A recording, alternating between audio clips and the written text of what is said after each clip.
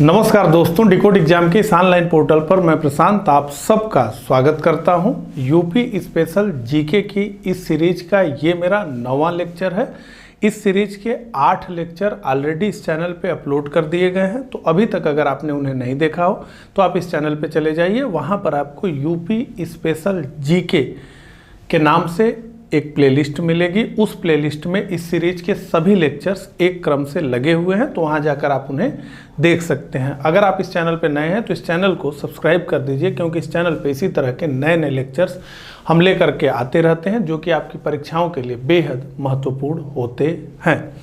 तो चलिए इसी के साथ इस लेक्चर की शुरुआत करते हैं। तो इस लेक्चर में उत्तर प्रदेश कला और संस्कृति के बारे में हम पढ़ेंगे।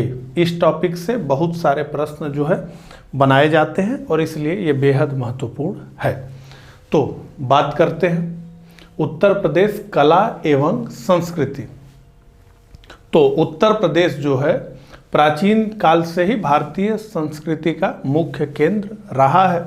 यहाँ सबसे पहले बसावट भी शुरू हुई गंगा के मैदानों में, साथ ही कतिपय संस्कृतियों का उद्भव भी उत्तर प्रदेश में हुआ है। तो राज्य की सांस्कृतिक परिधि को अगर हम देखें, अगर उसे डिवाइड करें, तो ब्रज का क्षेत्र, अवध, भोजपुरी क्षेत्र, बुंदेलखंड का क्षेत्र, रुहेलखंड का क्षेत्र स्थित हैं। इस प्रकार से हम डिवाइड कर सकते हैं, ठीक है। इन क्षेत्रों की पुरातात्विक, ऐतिहासिक एवं कलात्मक गतिविधियों के संरक्षण, प्रदर्शन, प्रकाशन, अभिलेखीकरण, प्रमाणीकरण और अध्ययन हेतु राज्य द्वारा वर्ष 1957 में संस्कृति विभाग की स्थापना की गई, ठीक है। तो पूछा जाएगा कि संस्कृति विभाग की स्थापना उत्तर प्रदेश में कब की गई, तो 1957 में की गई। और क्यों की गई, तो पुरातात्विक, ऐतिहासिक एवं कलात्मक गतिविधियों के संरक्षण, प्रदर्शन, प्रकाशन, अभिलेखीकरण, प्रमाणीकरण और अध्ययन हेतु की गई, ठीक है।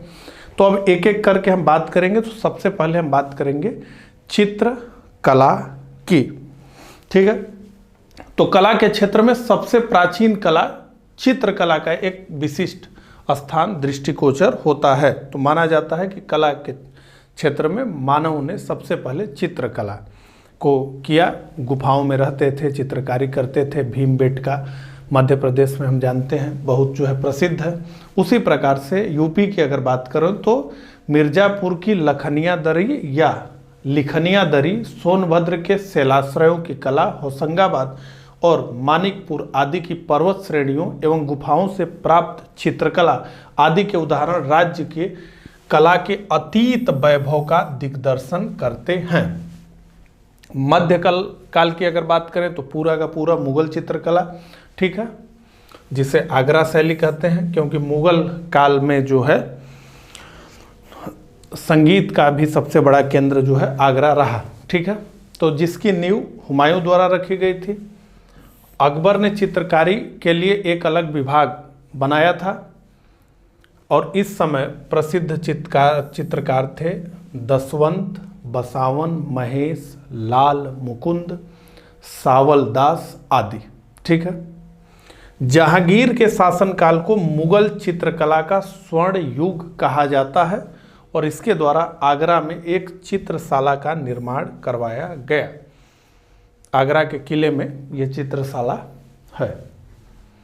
अगला, उत्तर प्रदेश मुख्य चित्रकला की शैलियाँ, ठीक है। चित्रकला की काफ़ी शैलियाँ होती हैं। यूपी में कौन कौन सी, तो मथुरा एवं ब्रज शैली। क्या होता है इसमें, तो इस शैली के समृद्ध पृष्ठभूमि पर प्रकृति, प्रेम एवं भावनात्मक अभिव्यक्ति को जीवंतता प्रदान की जाती है। तो भगवान कृष्ण का क्षेत्र जो है, तो यहाँ प्रेम की प्रधानता रहती है। आगरा अथवा मुगल शैली, ठीक है। तो इस शैली में प्रारंभिक चित्रों में एक तरफ के दृश्य अथवा छवि को चित्रित किया जाता था। तत्पश्चात भवनों, व्यक्तियों, सौंदर्य तथा युद्ध एवं शिकार आदि के चित्रित में कार्यवाही को प्रमुखता प्रदान की जाती थी। उसके बाद बुंदेली शैली, तो चित्र में रिक्त स्थान को भरने हेतु चित्रांकित पृष्ठभूमि पर चित्रित चित्रों में गहराई का आभास कराया जाता था। उसी तरह कंदरा शैली अथवा मिर्जापुर की शैली, ठीक है। मिर्जापुर की गुफाओं के चित्र प्रागैतिहासिक शैली में भावों तथा घटनाओं को रेखाओं के माध्यम से चित्रित किए गए हैं। उसके बाद मिश्रित शैली, तो मिश्रित शैली का मतलब पुराना और नए को मिला करके। तो इस शैली में पुरातन एवं आधुनिकतम शैलियों के मिश्रित रूप में चित्रकारी की जाती है। तो ये थोड़ा सा हमने समझने के लिए समझा, ठीक है। ऐसे करके पूरा जो है क्या विशेषता है, ऐसे करके प्रश्न नहीं बनाए जाते हैं। तो उत्तर प्रदेश में संगीत का प्रसंग वैदिक काल से ही उपलब्ध है, तो ये माना जाता है कि तभी से संगीत का मामला है। उत्तर प्रदेश के कासगंज में जन्मे अमीर खुसरो ने ख्याल गायन शैली को विकसित किया, ठीक है। तो पूछ लेगा कि ख्याल गायन शैली को किसने विकसित किया, ठीक है। उसके अलावा जो है सितार व तबले का भी आविष्कार उत्तर प्रदेश में ही हुआ। उत्तर प्रदेश में ही मृदंग, बीड़ा, ढोलक, मजीरा, नगाड़ा आदि वाद्य यंत्रों का भी आविष्कार किया गया, ठीक है। प्रदेश में लोक संस्कृति देश की प्राचीनतम संस्कृतियों में से एक है। राज्य में हिंदी एवं स्थानीय भाषाओं में विशिष्ट अवसरों पर लोकगीत गाने की परंपरा है। तो इतना संपन्न है संगीत में। अगर लोकगीतों की बात करें तो यहाँ पर विवाह में गाने के लिए लोकगीत अलग है, बच्चे के जन्मने पे लोकगीत गाने अलग है, यहाँ तक कि खेतों में काम करते समय लोकगीत भी गाया जाता, मतलब विभिन्न अवसरों पर लोकगीत है। तो उस पे हम आए कि किस क्षेत्र में कौन सा लोकगीत गाया जाता है, उससे पहले हम प्रदेश के प्रमुख संगीत घराने से संबंधित कलाकारों को समझेंगे। इससे जो है बहुत ज़्यादा प्रश्न पूछा जाता है, ठीक है। संगीत घराना इन द सेंस जो है कि संगीत के स्कूल की बात हो रही है, इसके जो है स्कूल की बात हो रही है, उसे हम घराना कहते हैं, ठीक है। तो ये एक प्रकार से स्कूल है, लखनऊ स्कूल यानी लखनऊ घराना। यहाँ से जुड़े हैं लखनऊ स्कूल से बिरजू महाराज, शंभू महाराज, बिंदादिन, ये बहुत प्रसिद्ध नाम, खुर्शीद अली खां। खुर्शीद अली खान को लखनऊ ख्याल गायकी का पितामह माना जाता है, ठीक है। तो इस फैक्ट को याद रखिए। किराना घराना, किराना क्या है, मुजफ्फरनगर जिले का एक स्थान है और उसी के नाम पर जो है, जैसे कि आप देख रहे हैं लखनऊ, बनारस, आगरा, ये सब स्थान के नाम पे हैं। तो उसी तरह किराना घराना भी एक नाम है, ये मुजफ्फरनगर जिले में है। भीमसेन जोशी बहुत प्रसिद्ध नाम, बंदे अली खान और गंगूबाई हंगल, काफ़ी लोग हैं लेकिन जो प्रसिद्ध है। बनारस घराना, पंडित किशन महाराज, सितारा देवी, गिरजा देवी, मोतीबाई, सिद्धेश्वरी देवी। और जो है आगरा घराना, अलख दास और मलुक दास, ठीक है। अब आते हैं उत्तर प्रदेश लोकगीत। इससे काफ़ी प्रश्न पूछा गया है, आप जो है प्रीवियस ईयर के पेपर्स उठा करके देखिएगा, ठीक है। तो कजरी कहाँ गाई जाती है, ये मिर्जापुर और वाराणसी में गाई जाती है कजरी। उसके बाद आल्हा, ये तो काफ़ी फेमस है, महोबा और बुंदेलखंड के रीजन में आल्हा जो है गाई जाती है, आल्हा उदल दो भाई। रसिया, ये आपने जरूर सुना होगा, ये बरसाना ब्रज क्षेत्र का है, ठीक है, बरसाना की ही राधा। और चैती चैता, ये पूर्वांचल में, ठीक है, चैती चैता। और बिरहा, आप जानते हैं कि सभी लोकगीतों में सबसे प्रसिद्ध बिरहा है, ठीक है। तो बिरहा पूर्वी उत्तर प्रदेश में खूब जो है ज़्यादातर बिरहा के गायक जो है अब भोजपुरी फिल्म इंडस्ट्री में जो है हीरो हो गए हैं। सोहर, ये जो है पूर्वांचल में, सोहर बच्चे के पैदा होने पे सोहर का गायन। होली गीत वृंदावन, झूला गीत वृंदावन, होली गीत हर जगह गाई जाती है, यहाँ का अपना स्थानीय रंग लिए हुए है। इसुरी फाग बुंदेलखंड, 72 बील रुहेलखंड और मल्हौर कोरबी क्षेत्र, ठीक है। अब बात करते हैं नृत्य कला की। तो देखिए उत्तर प्रदेश का एकमात्र शास्त्रीय नृत्य जो है वो है कथक, ठीक है। इस नृत्य के जो प्रणेता माने जाते हैं वो माने जाते हैं ठाकुर प्रसाद, और शंभू महाराज, बिरजू महाराज, बिंदादिन कथक के कुछ प्रमुख कलाकार हैं।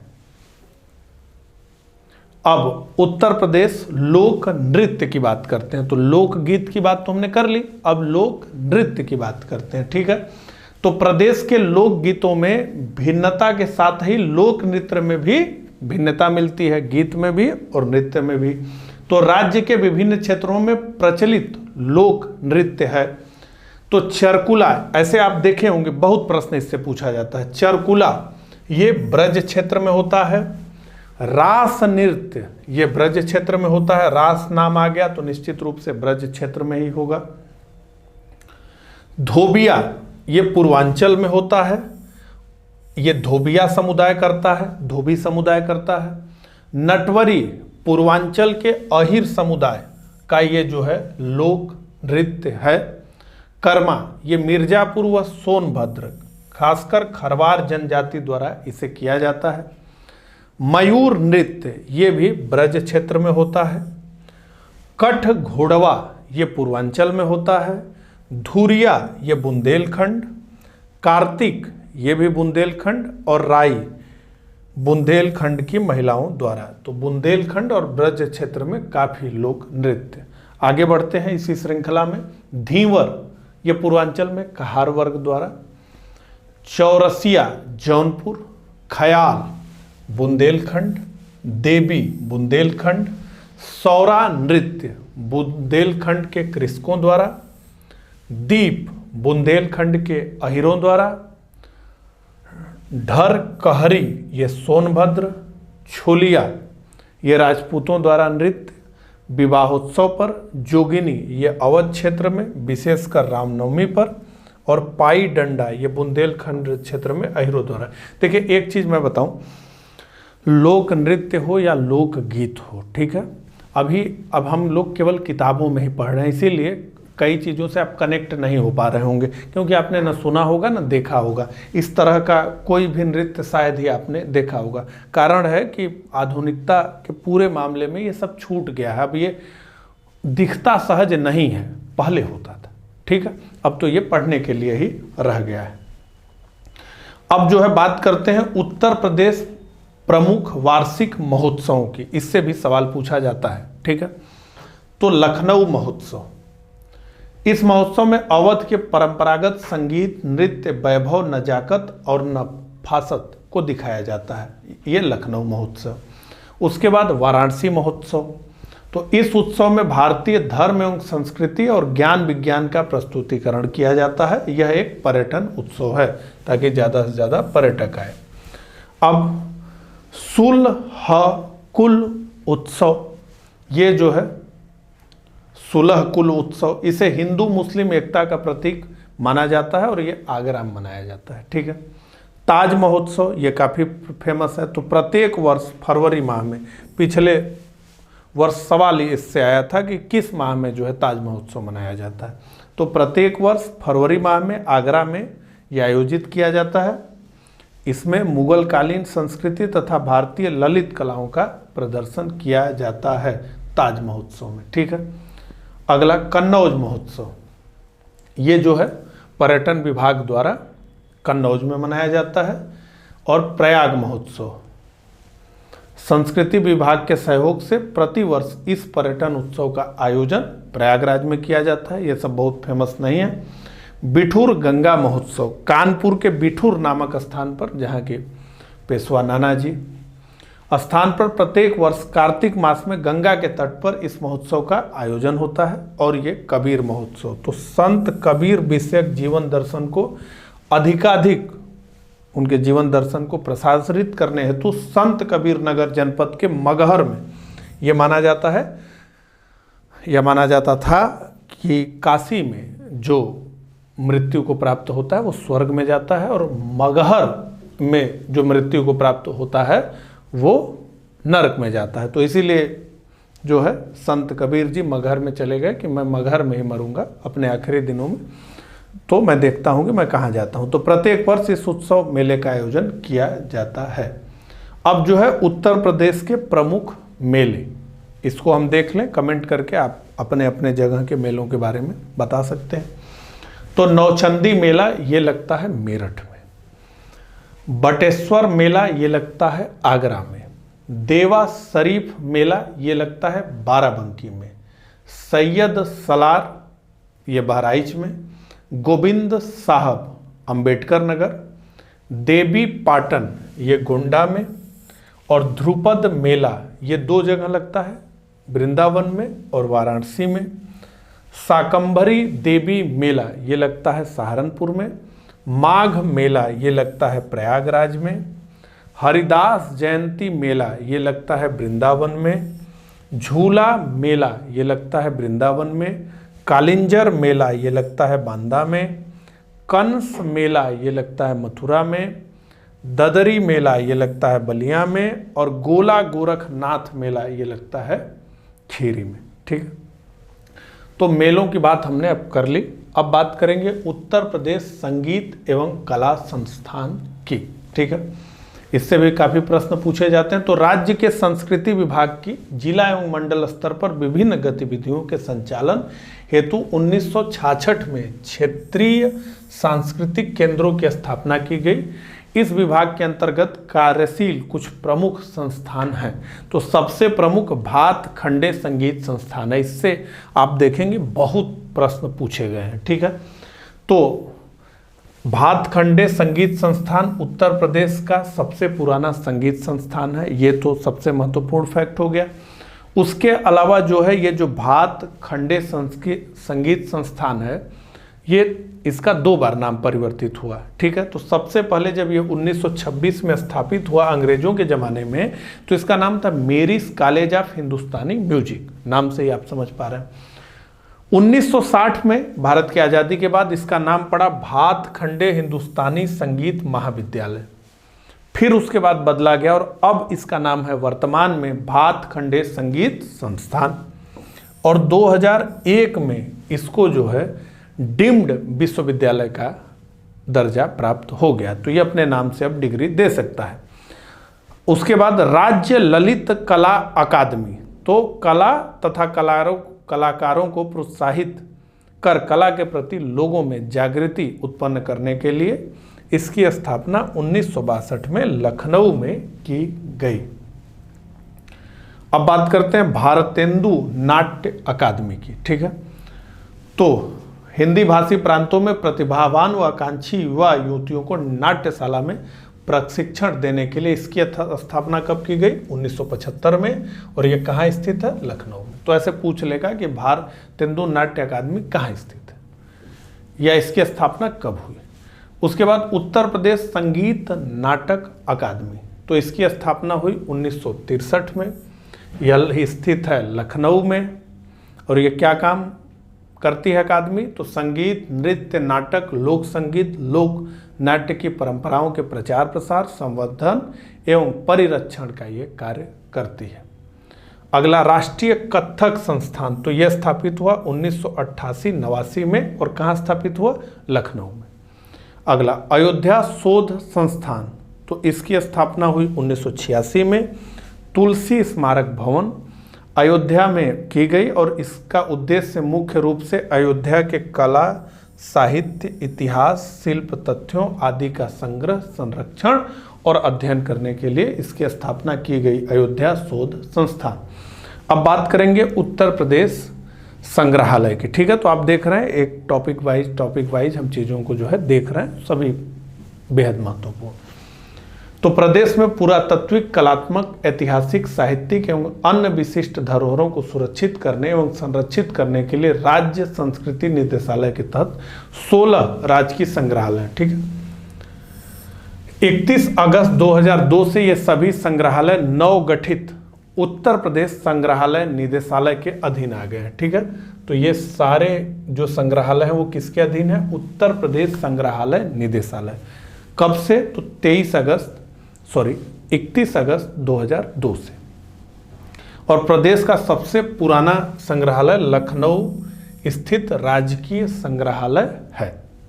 तो राज्य के प्रमुख संग्रहालयों की एक लिस्टिंग देख लेते हैं। ठीक है, तो प्रदेश का सबसे विशालतम बहुउद्देशीय संग्रहालय है कौन? राजकीय संग्रहालय लखनऊ। और जैसा कि ऊपर लिखा है, सबसे पुराना भी है। और इसकी स्थापना कब हुई थी? 1863 में हुई थी, यानी अंग्रेजों के जमाने में हुई थी। कहाँ स्थित है? तो बनारसी बाग के प्राणी उद्यान में ये स्थित है। यह संग्रहालय कानपुर विश्वविद्यालय से शोध केंद्र के रूप में मान्यता प्राप्त है। प्रसिद्ध कवि मलिक मोहम्मद जायसी द्वारा रचित पद्मावत को इन्होंने ही लिखा था, मलिक मोहम्मद जायसी की देवनागरी लिपि में लिखी गई प्राचीनतम पोथी इस संग्रहालय में रखी गई है। अब बात करते हैं राजकीय संग्रहालय मथुरा की। इसकी स्थापना हुई 1874 में।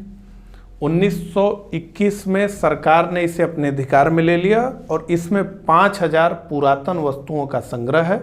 इसे कुषाण कालीन कला का सर्वोत्तम संग्रह माना जाता है, राजकीय संग्रहालय मथुरा को। अगला भारत कला विज्ञान, ये स्थित है वाराणसी में। श्री राय कृष्णदास के प्रयासों से 1950 में बनारस हिंदू विश्वविद्यालय में स्थापित इस संग्रहालय में भारतीय चित्रकारी, वस्त्र, रत्नाभूषण, मुद्राएं, टेराकोटा एवं पांडुलिपियां आदि संग्रहित हैं।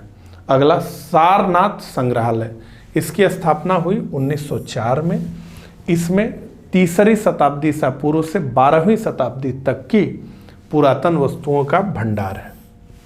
और इलाहाबाद संग्रहालय या प्रयागराज संग्रहालय, इसकी स्थापना नगर पालिका द्वारा 1931 में की गई। इसमें पुरातत्व, कला एवं हस्तशिल्प वस्तुएं संग्रहित हैं। तो जितना आपको जो है मौका मिले उतने संग्रहालयों में घूमिए। मोतीलाल नेहरू बाल संग्रहालय, ये लखनऊ में स्थित है। 1957 में इसकी स्थापना मोतीलाल नेहरू मेमोरियल ट्रस्ट द्वारा किया गया। यहाँ बालकों के विकास के लिए ज्ञान, विज्ञान, संस्कृति संबंधी कक्ष बनाए गए हैं। और राजकीय संग्रहालय झांसी, तो ये सबसे नया है। 1978 में अधिग्रहण, संरक्षण, अभिलेखीकरण, प्रदर्शन, प्रकाशन एवं शोध की दृष्टि से सांस्कृतिक विभाग द्वारा इस संग्रहालय की स्थापना की गई, राजकीय संग्रहालय झांसी। ठीक है, तो इस प्रकार से ये लेक्चर यहीं समाप्त होता है। मुझे कमेंट करके ज़रूर बताइएगा कि मेरा ये प्रयास आपको कैसा लगता है। तो मिलता हूँ इसी तरह के किसी अगले लेक्चर में, तब तक के लिए आप सभी को नमस्कार।